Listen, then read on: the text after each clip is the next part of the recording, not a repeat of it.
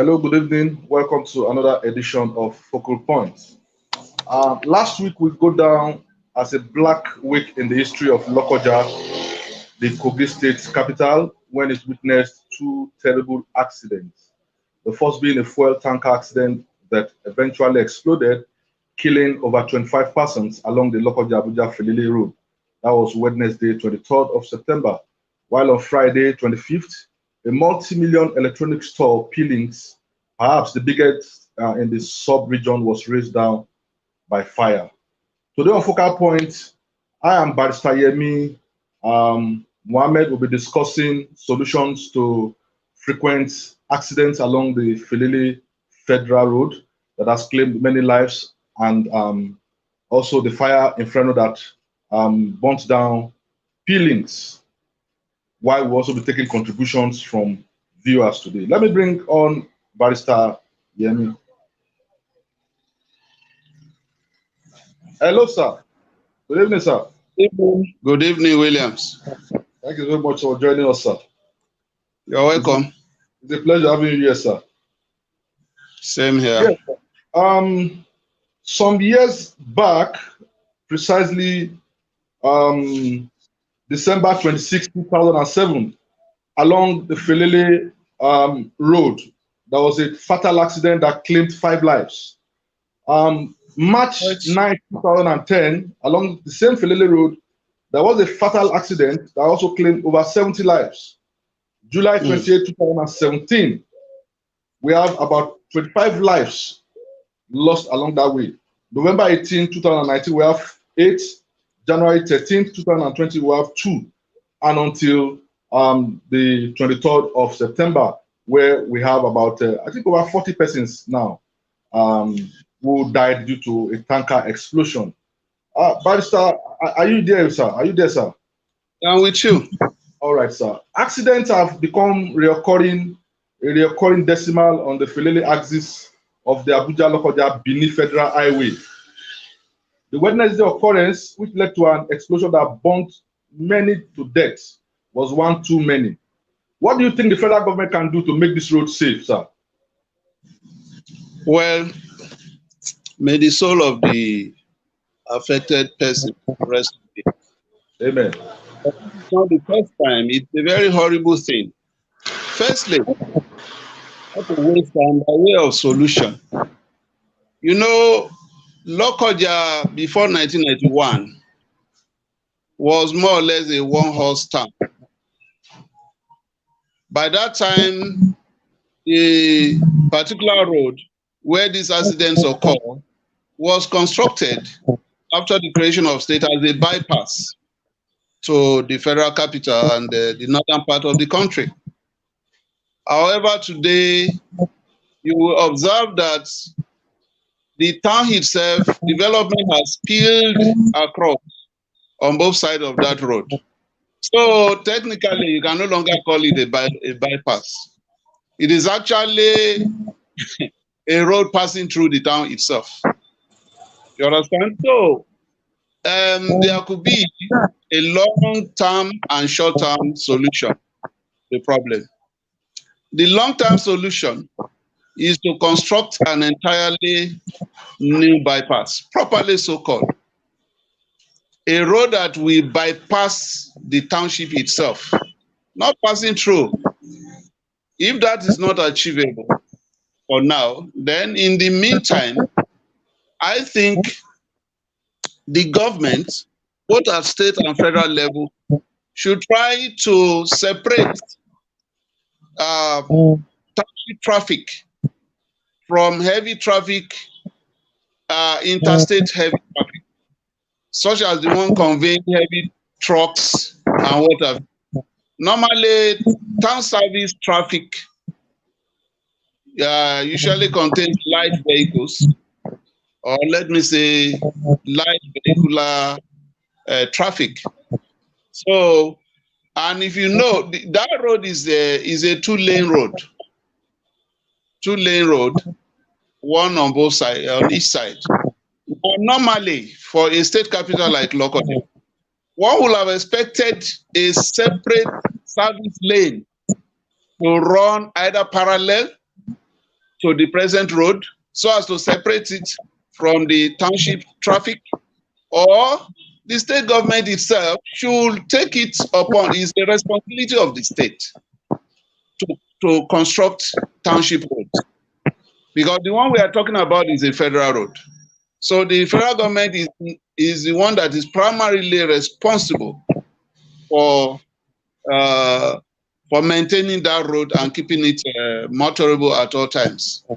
Then you see that road is also subject to a lot of erosions or flooding during the rainy season. And therefore, it is perpetually in a damaged condition. So if the first solution that I have suggested is not feasible, then maybe, I don't know how the workings, maybe the federal government should expand that road by providing, in collaboration with the state government, a township road alongside that road. I think that will go a long way in reducing the rate of casualties on that road. Okay, thank you very much, sir. Right now. Okay, viewers, if you are watching us, Barrister Yemi Mohammed is a senior legal practitioner in Lokoja, Kogi State, a social commentator, an avid writer, a research enthusiast, and is from Kogi State. Now, let's take the second question, sir. If there was rapid response on the parts of the FRSC, Federal Road Safety Corps, and the fire service, the damage done by fire would have been mitigated. Don't you think the fire service should be restructured and empowered to form a synergy with the FRSC to fight fire that might erupt in the course of road accidents? I will answer that question with a question. Do they exist, the fire service you are talking about? They may exist formally in paper or as policy entities, but do they exist in reality? I don't think I've ever had any fire service siren in this state capital for such. I have never had it. Well, I think when you talk about synergy, these institutions must be on the ground and operative. If you are talking of fire service and they are not operative, how can synergy take place? They are just as dead as dodo. They virtually don't exist. It is only when they are in place and they are doing the work they are assigned to do, that is when you can talk of synergy. So I think my advice here is that government should put more value, more premium on human lives. There's no use running helter-skelter to do some things, damage control, after lives have been lost.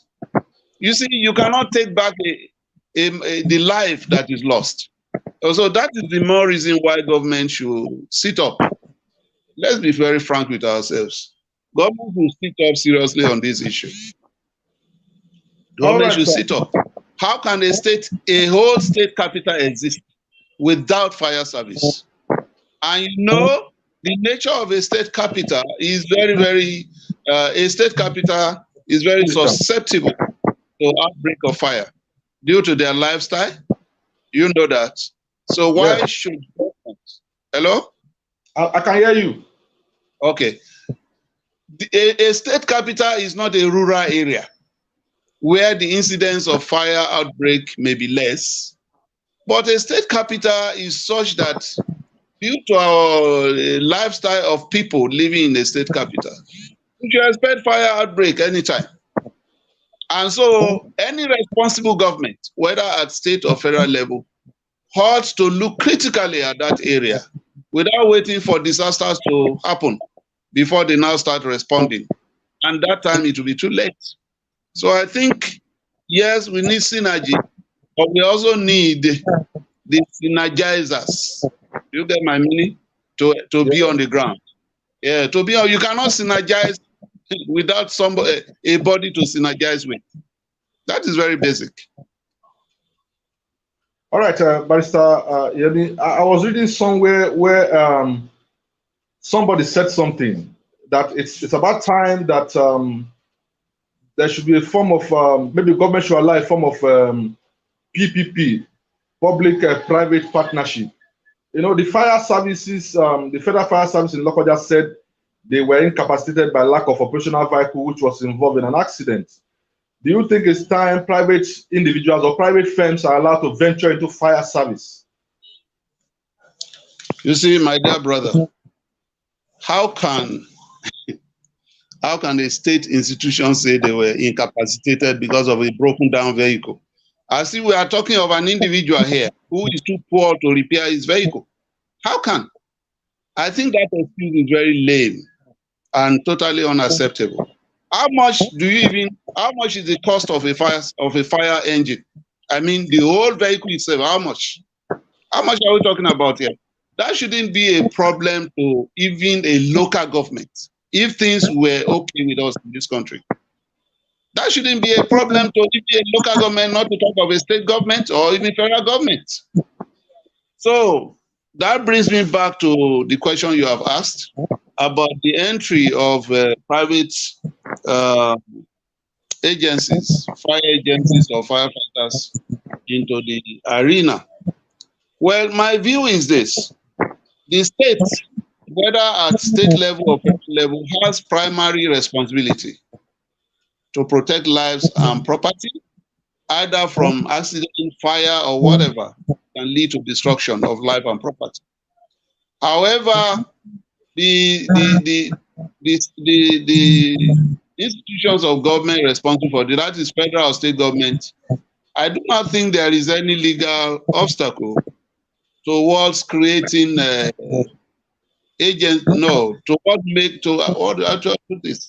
towards allowing private persons to carry out these duties on their behalf. You understand? To commission them to carry out these things on their behalf. It is not something that cannot be delegated to a private body. I think if you look around this country, is there any sphere of government that private bodies have not been appointed by delegation to carry out functions on behalf of government? Very, very few, except legislative functions and executive functions. So I think, we are all witnesses to the fact that sometimes government have engaged private people to carry out refuse management. Am I right? Yes, sir. So in this case too, if the government feels that they do not have enough time, quote and unquote, to carry out this fire service, then I don't think there is anything wrong, seriously speaking, why they cannot delegate it to private bodies. If that is the only way we can have effective and competent fire service in the state and even across the country. Thank you very much. We'll just go on a short commercial and I'll be back, sir. You're welcome. Thank you.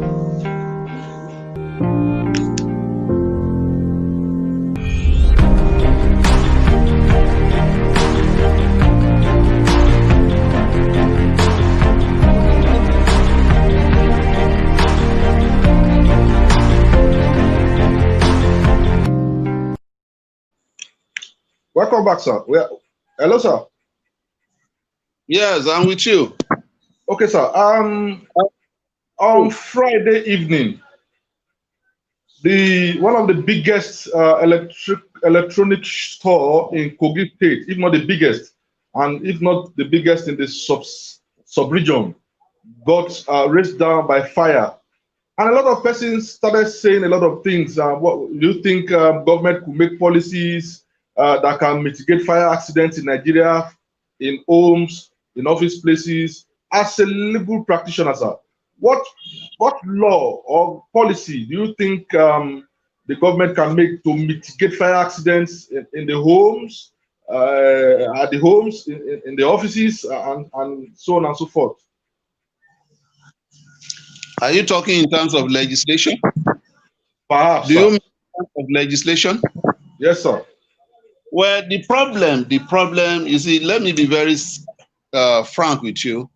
The problem is this: when there is a problem on the ground and governments want to control or eliminate such a problem, a social problem or economic problem, sometimes it becomes an avenue to oppress the people. You see, so if you are talking of policy to mitigate fire incidents, I think we have to look at the causes of the fire outbreaks themselves. Okay, for instance, the use of gas, cooking gas in the homes. That area can be regulated with different what do you call it? The different controls, institutional controls. We have to look at the causes of outbreaks before you can now know what government can do to curtail the incidents. So I am using the incidents of gas leakages and causing fire outbreaks in the domestic arena. Now, if you look at the township, the state capital generally, you will see cooking gas cylinders almost everywhere. So unfortunate. In developed countries, you do not find that kind of scenario. Virtually anybody is trading in gas, cooking gas.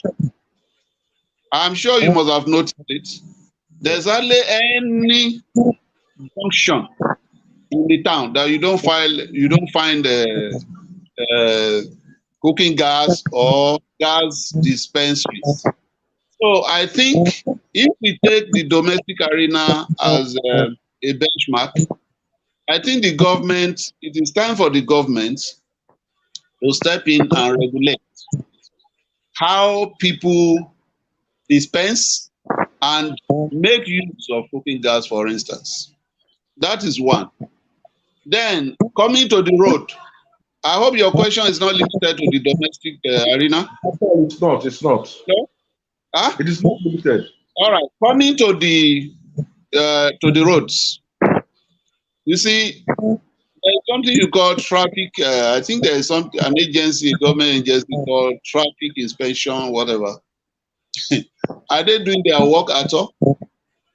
You will see them standing at potholes and doing what God knows they are doing. They don't really inspect vehicles to determine how roadworthy they are. You will see some cars on the road belching smoke. Nobody stops them. Nobody challenges them. And eventually, such cars may either collide with another vehicle or burst into flames. So I think government, to be very frank, has not been too active in protecting the other users against fire outbreaks in this area, both in the domestic and even in the traffic situation. Government has not been very active. It's as if nobody really cares. As if we are living in a jungle where people can do or make use of their property anyhow they like without regard to how it affects people. So I think nothing, it will be in order if the government can be very systematic, as long as the exercise or process is not turned into an avenue for oppressing the people. I think there is nothing wrong with that. That is actually the meaning of governance. Can you be in government without governing? It's not possible. So I think there's really nothing wrong in that. It is part of protection of life and property, which is the basic reason why government exists in the first place. Thank you. All right. So don't you think the government should make policy? Somebody said, don't you think government should make policies for making fire extinguisher a must in every home, in every offices? Do you think it's a good one? Do we have to wait for government? God. There are some things that even your common sense will dictate to you that you need it in the house. Right? So, for instance, like I was telling you earlier, how many vehicles do you see on the road that have functional fire extinguisher? And if they don't have, who checks them? Whoever checks them, whether they comply or there are laws controlling the use of extinguisher, etc., in a vehicular, in a vehicle. There are laws to that effect now. But as far as the homes scenario is concerned, I think it will be a good policy if government can make it mandatory for gas users. Not only gas, it's not gas alone, like the fire incident that happened at PeeLinks, which you just referred to. I don't know the cause, but I'm sure they are not dispensing gas there. Something else must have happened, and fire came out. So whether you are using gas or you are not using gas, as long as you are a resident in a house, there must be what do you call it? A fire extinguisher nearby, so that in the event of fire outbreak, extensive damage can be avoided. So I think it's a good policy if it can be truthfully implemented. Okay, Barrister, some still dwelling on the comments of some persons. They said government should set aside a time when heavy duty trucks can, maybe from 12 a.m. to 5 a.m. in the morning, can move on our roads. How possible is that? This reminds me of what happened in Lagos. Do you remember where this issue of odd number and even numbers? Do you remember? Yes. That was a strategy designed to control the volume of traffic each day in Lagos. Do you know whether it is still in existence? I don't know. I'm asking you. I don't think so, because the traffic situation in Lagos is worse now. It's chaotic. I'm asking you a rhetorical question, actually, because I know it's no more in existence. That is to tell you the destiny or destination of a similar policy as applicable to this roadway in question. Fine. How practicable it is. Don't you know that all these heavy trucks, mostly they are conveying commercial goods. They are conveying commercial goods based on contract. Delivery, they are mostly delivery trucks. And most of them carry these consignment based on contract. For instance, today is what? Monday. Yeah. All right. I want you to help me carry so number of commercial goods from Lagos, Inca Island to Abuja, latest by Friday. And then you now come to Kogi State, they say, stop, you cannot move until Wednesday. That will lead to other problems, interpersonal problems. Do you get me? Because the movement of these trucks are not just moving on the road. Something put them in motion. And mostly it is contract. Contractual agreement between parties. That is why you see trucks moving up and down. They are not just carrying goods for themselves. They are carrying it for others. So it may lead to other economic complications in the form of breach of contract, litigations, blah, blah, blah, blah.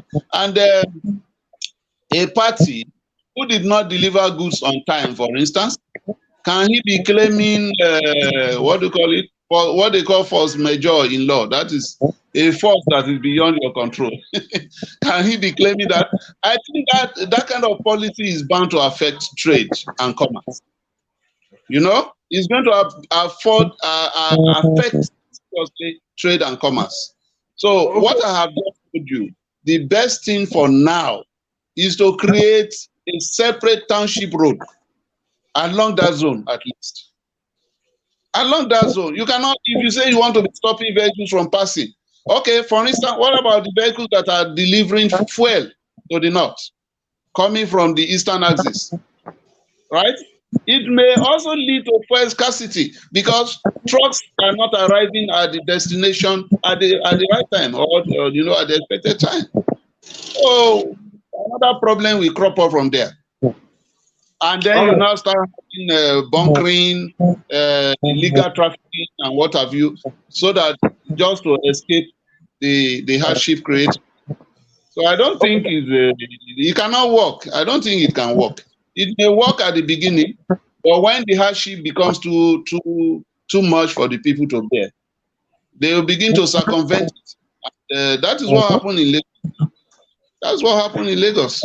Okay, Barrister, thank you very much. The last question now, away from fire and there is an ongoing constitutional review at the National Assembly. Yes, I'm aware. What do you think? Some parts of the country are agitating for state creation. What exactly do you think we need? I'm not a believer in state creation. Do you know why? Are you creating the state for foreigners, for Europeans or Asians or what? Is it not the same Nigerians? Even if you make every local government a state, the same bad governance and corruption will continue. So what do we need as a country? What we need is what I will refer to as cultural revolution. Cultural revolution means a radical change in the way we think, in the way we reason among or with ourselves. I'm afraid it may be too late for most of us in this generation, but the incoming generation of our young ones, I think, really, it may not be too late actually, but for most of us, it will be too late because some people really cannot change from what they are. They are like dry fish. You cannot unbend them again without breaking them. You do remember the time of Idiagbon and that military regime in 1984 or so, 1983, 84? Yes, sir. Do you remember that time? I do, sir. Now, that was an attempt to change society. You see, they planted refuse, what do you call it? Dustbins at strategic points on the road. I was driving one jalopy then, and if I licked a sweet like a tom-tom or something, I would stop and drop the wraps in that dustbin. Do you understand? That was because I was being acculturized to a different way of life. Do we have anything like that right now? Even people will chew, corn and just threw the cups on the road. I'm just giving you an example. It is possible, and it may not also be possible with some people to change. What we need is cultural revolution, not even restructuring. Not even restructuring. Because you see, the people that are advocating for restructuring, for state creation, they have vested interest in that. They have vested interest. They are not looking at themselves. Okay, when you have restructured, will an Igbo man stop being an Igbo man? Will a Yoruba man stop being and the Hausa? Will they stop being who they are? And who are we? Who are we as Nigerians? That's a loaded question. The cultural revolution you talked about, some persons were talking about it some days ago, and talking about an agency like a National Auditory Agency that's supposed to drive this is moribund. Because that agency itself requires cultural revolution. You see, this is the problem with Nigerians. I am not a pessimist, but I think the situation in Nigeria encourages pessimism. That's my feeling. Even though you don't want to be pessimistic, you look at the way people behave, even institutions. Look at the one you just mentioned. What orientation did they do? Nothing. They have not oriented them. Even they have not even oriented themselves. Okay? So this is the problem we have. Oh, may God help us. Amen. Thank you very much, Barrister Yemi, for coming on the show. My pleasure. We are so happy you are here, and we hope that next time when we call on you, you will oblige us with your presence. Any day. Thank you very much. Thank you very much. Have a lovely evening, sir. Bye, sir. Yeah. And that was the very frank Barrister Yemi Mohammed. That will be all for today. I want to use this medium to express my deepest heartfelt condolences to the families who lost their loved ones at the Felele accident, and to our very good friend Peter Onujeme. That's PeeLinks. We are with you in our prayers. We pray that anytime soon, God will lift you up even stronger than before. Thank you for viewing, and have a fantastic evening. We are going to have a very interesting guest next time. Thank you very much for viewing.